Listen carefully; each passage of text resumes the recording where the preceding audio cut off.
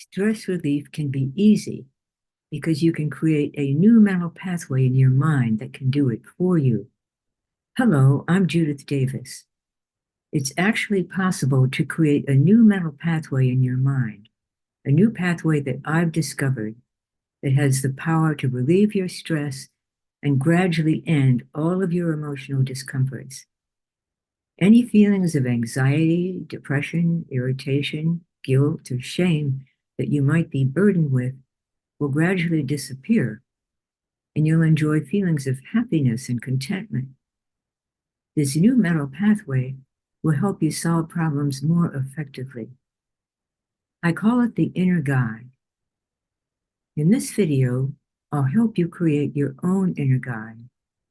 Many people describe having an inner guide, but the inner guide that I've discovered is different. It's a very specific entity that I'll define in a moment. This inner guide pathway works gradually, silently, out of awareness to solve all of your problems and discomforts. An inner guide does its work while you're in a self-hypnotic state. Self-hypnosis is identical to certain forms of meditation. And if you've already meditated, you know what that feels like. Actually, if you've ever had the experience of driving somewhere and being so absorbed in your thoughts that you're surprised when you reach your destination, you've been in a self-hypnotic state. It's called highway hypnosis. In this video, I'll first help you acquire your own inner guide, and then I'll show you my way of entering the self-hypnotic state. Creating your own inner guide is easy. First, there are a couple of things about the mind that you need to know. The way our minds work is that when we perceive something, our minds break up that perception into different mental pathways. For instance, if I were to see a large black dog, its blackness would enter a mental pathway of blackness. Its largeness would enter a pathway of largeness. And the fact that it's a dog would enter the pathway of dogs. If something then reminded me of the dog, its characteristics would come together again in my mind, and I'd have the thought and perhaps the image of the large black dog. We have thousands of mental pathways because there are so many kinds of perceptions. And because how we feel about something is part of our perception of it, that feeling enters its corresponding pathway. If I'm afraid of the large black dog, the feeling of fear goes into a fear pathway. If the dog is my pet and I love it, that feeling of love goes into a love pathway. Comfort is also a feeling. From the time we're born, we have experiences of discomfort that then get resolved. A baby is hungry and its parent feeds him. Comfort is restored. A child is bored and her parent gives her a game to play. Comfort is restored.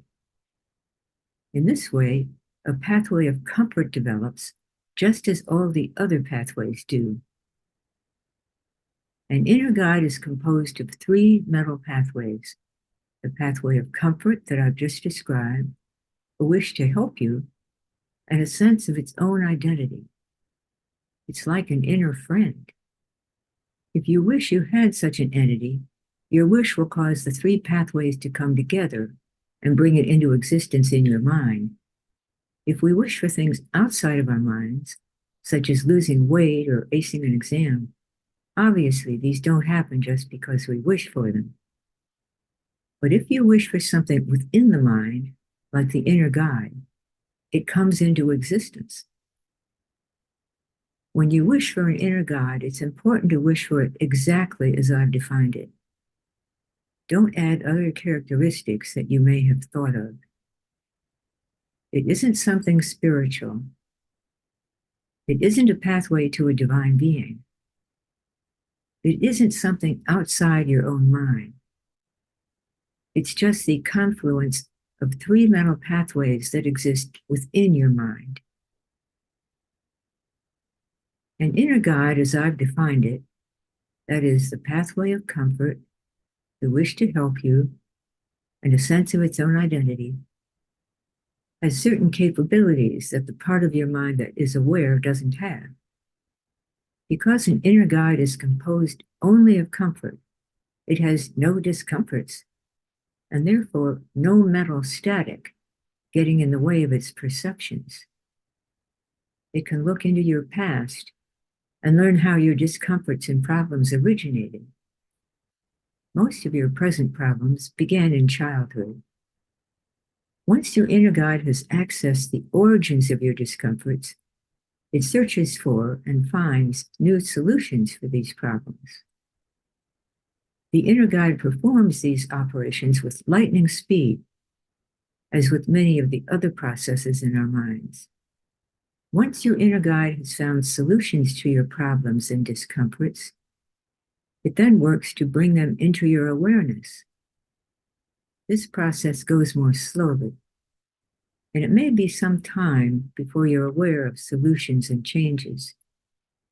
The larger the problem, the longer it takes for you to become aware of the solution.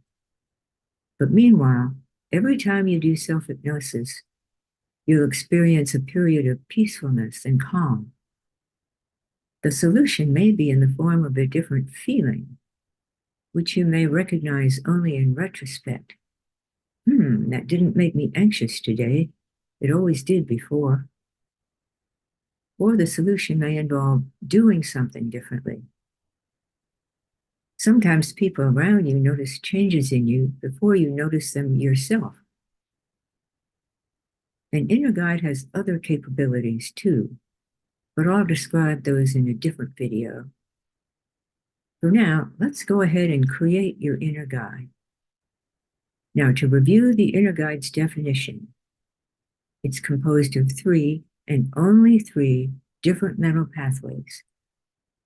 The pathway of comfort, the wish to help you, and a sense of its own identity. Do you wish you had an inner guide? If you thought yes, you've brought your own inner guide into existence. Congratulations! The reason why we need to do self-hypnosis is that an inner guide can work effectively only when they're in the self-hypnotic state. We call it the trance state. Now I'll show you how to do self-hypnosis. I'll take you through the process step by step. Don't do this while driving or in any other situation in which you need to be alert, because you might feel sleepy or even lose awareness. If that happens, then when you come out of trance, you'll feel as though you're waking up, but you weren't asleep. Your body was awake and your inner guide was aware. Make yourself comfortable in a chair and continue to watch this screen. The first step is to minimize all of your external stimuli. That's why it's good to do this in a quiet place alone. Sit with your hands on your thighs so that they don't stimulate each other, and don't cross your legs for the same reason.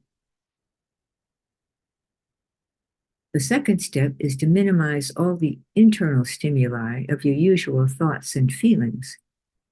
The way to do this is by focusing on one thing. I use a spot. Look at the spot. Now just focus on the spot. You may think about its color. You may think about its size. You may think about its shape. You may see a glowing halo around it or a little glowing ball beside it. If you do, it's nothing weird. It's just an after image. And it doesn't matter whether you see an after image or not. By and by, your eyes will start to get tired. There'll come a moment when they want to close all by themselves. When that moment comes, just let them close. If your eyes seem to stay open for a long time, but your body has relaxed, Just gently close them yourself. You're now in the self-hypnotic state. You no longer have to think about the spot. You're free to think about whatever you want to. Your inner guide is doing its work in its own separate mental pathway. You don't need to tell the inner guide what you want help with. It already knows. And it's begun the work of ending your discomforts and solving your problems. Just enjoy the trance state. Some people say that they feel heavy. That's because your inner guide is so comfortable that it and you are completely relaxed. If you already meditate, this should feel similar to the way you feel during meditation. Now it's time to come out of trance. When you're ready, just open your eyes. If you feel drowsy, move briskly to regain full alertness. I'll cover other aspects of the inner guide in other videos. But for now, you have everything you need to enable your inner guide to gradually, silently, end all of your discomforts and solve your problems. Because your inner guide needs trance time to do its work for you, it's necessary to establish a regular routine for doing self-hypnosis. You may have already developed a regular practice of meditation, and if so, you're all set. If you haven't, then you'll need to figure out a realistic routine for doing self-hypnosis that works for you. The ideal would be once a day. Many people don't have time to do self-hypnosis every day, and that's not necessary. 2 or 3 times a week would be adequate. What is necessary is for you to continue to do it with some regularity in order for your inner guide to have the trance time it needs to help you. While it takes time for your inner guide to solve your problems, each time you enter trance, you'll enjoy a period of peacefulness and calm. Because it's hard to stick to a routine you've created for yourself all by yourself, I've created a private online community just for teachers who've created their own inner guide and are starting to practice self-hypnosis. I'll be there helping you with any uncertainties you may have about the process, answering all the questions you have, and celebrating with you as you progress. As a member of the community, you'll receive additional information about the inner guide and the ways it can help you. And you'll be able to interact with the other teachers in the group. In the future, there will be a modest membership fee, but it will be free for you if you join now. To join, just go to the link below to register. I look forward to seeing you in the community.